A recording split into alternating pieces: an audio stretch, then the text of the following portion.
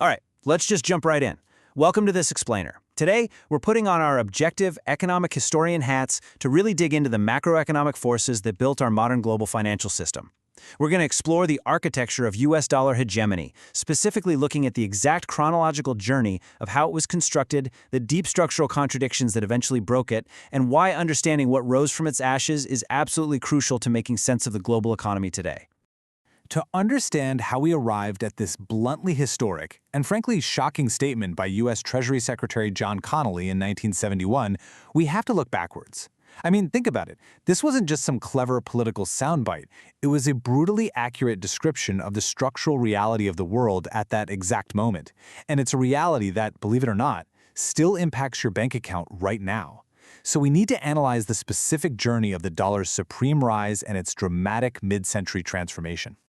We are going to trace a massive 30-year timeline. We'll start with the creation of a very rigid post-war system in 1944, travel through its mathematical unraveling in the 50s and 60s, and wrap up with the birth of the floating, unanchored currencies we use today. Okay, picture this. Our journey begins on July 1st, 1944. We're up in the White Mountains of New Hampshire, at the Grand Mount Washington Hotel.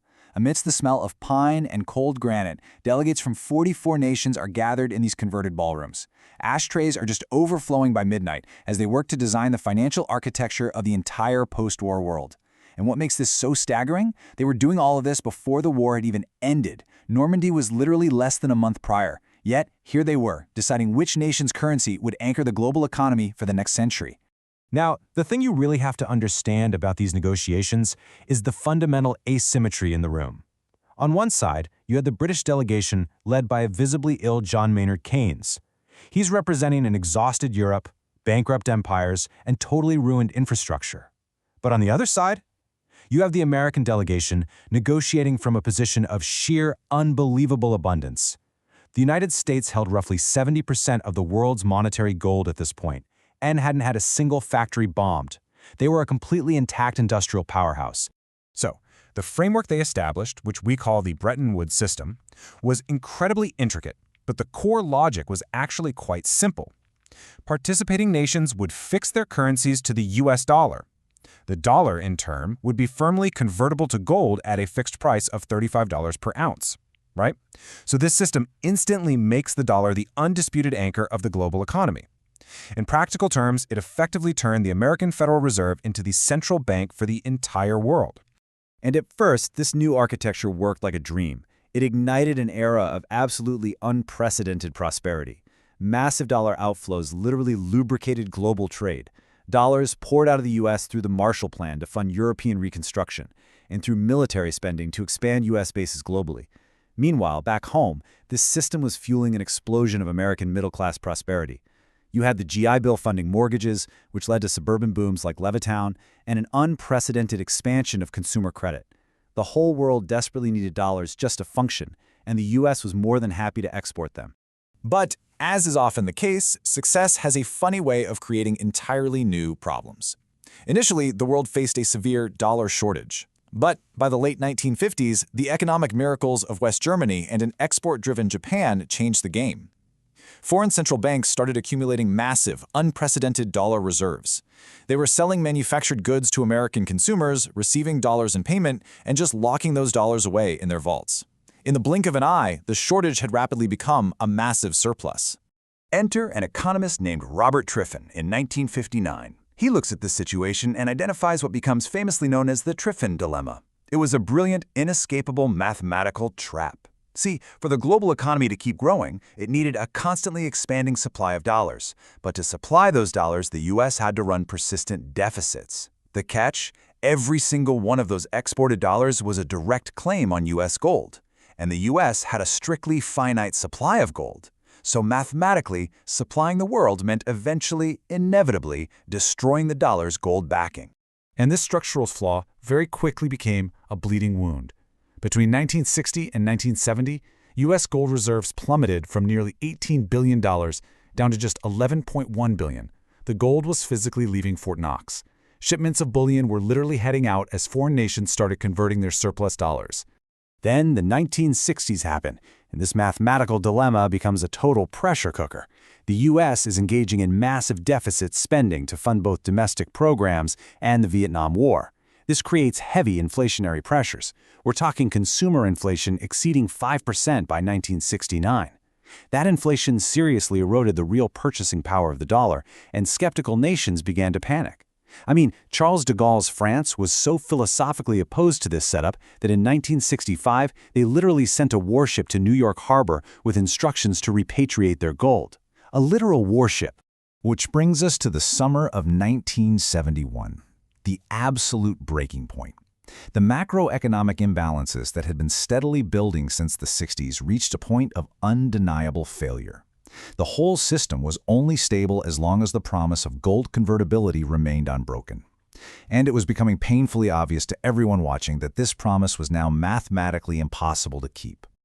Just look at the math here, it's terrifying. By 1971, you had $50 billion in foreign claims chasing just $10 billion in treasury gold. That is a 5-to-1 ratio. In the paranoid arithmetic of monetary systems, when you know a promise cannot be kept to everyone simultaneously, it creates a massive incentive for every single nation to be the very first in line to collect. It's the macroeconomic equivalent of a bank run. So, what do? Well, if you're the Nixon administration, you hold a highly secretive weekend meeting at Camp David between August 13th and 15th, 1971. Nixon, along with heavy hitters like John Connally and Paul Volcker, confronted a really grim reality.